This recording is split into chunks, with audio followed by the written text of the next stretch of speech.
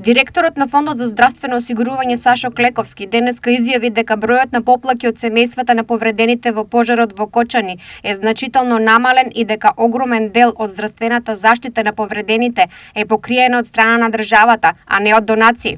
Еден дел од барањата не се за лекови, туку се во однос на боледување кои веќе излегуваат надвор од законот, а ние не можеме да направиме нешто надвор од законот.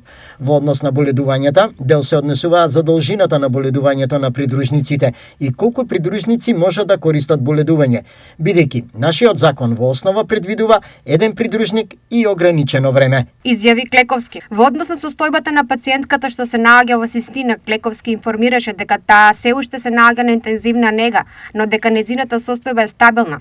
Вториот пациент, кој исто така е згрижен во Систина, се уште е на интензивна нега заради повторување на инфекции и покрај тоа што се третира со најсовремени антибиотици.